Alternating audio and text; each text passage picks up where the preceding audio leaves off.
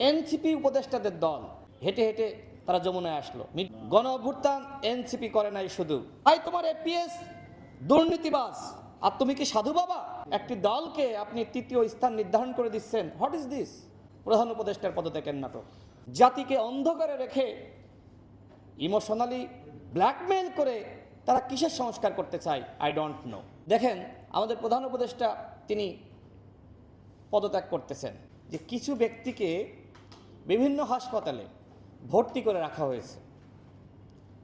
এদের একটি উদ্দেশ্য আছে এবং এদের পিছনে গুরু আছে। উদ্দেশ্য একটাই, যখন নির্বাচনের আলোচনা আসবে তখন এদেরকে সামনে ঠেলে দেওয়া হবে, বলা হবে কিসের নির্বাচন? আমরা এখনো পর্যন্ত হাসপাতালের বিছানায় কাতরাচ্ছি আর তোমরা নির্বাচন করো। যেখানে সরকারকে ধরার কথা, স্বাস্থ্য উপদেষ্টাকে ধরার কথা, তার পদত্যাগ দাবি করার কথা, যে তিনি ব্যর্থ হয়েছেন।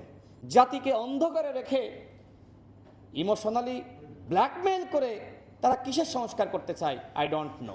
দেখেন, আমাদের প্রধান উপদেষ্টা তিনি পদত্যাগ করতেছেন, এরকম গুঞ্জন সারা দেশে ছড়িয়ে দেওয়া হলো। কে ছড়ালো? এনসিপির আহ্বায়ক নাহিদ ইসলাম।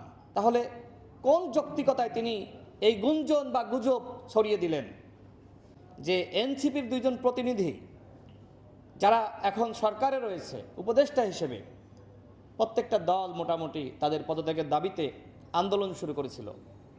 এই চাপটা এনসিপির উপরে এসে পড়েছিল। আমার মনে হয় যে এই চাপটা সামলানোর জন্য তারা এই নতুন একটি নাটক তারা মঞ্চায়ন করলো, প্রধান উপদেষ্টার পদত্যাগের নাটক। সুতরাং আপনি কোনো দলের হতে চেয়েন না। এখন অনেক গুঞ্জন রয়েছে যে নির্বাচন কেন বিলম্বিত করা হবে, কারণ এনসিপি উপদেষ্টাদের দল, এই দল এখনো পর্যন্ত গুছিয়ে নিতে পারেনি।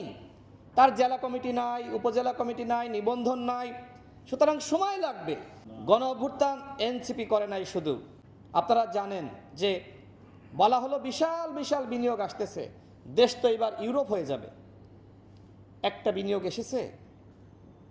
এই অবস্থায় বিনিয়োগ আসে না, এটা পাগলেও বোঝে। একটি দলকে আপনি তৃতীয় স্থান নির্ধারণ করে দিচ্ছেন। What is this? গত পরশুদিন যে দলের সাথে বৈঠক হলো, পরের দিন আবার সেই একই দলের সাথে জামাত বিএনপির পরে 4 জন প্রতিনিধি হেঁটে হেঁটে যায়। দেখানো হচ্ছে তারা, তাদের গাড়ি নাই, টাকা নাই, খুব কষ্টে রাজনীতি করছে, হেঁটে হেঁটে তারা যমুনায় আসলো।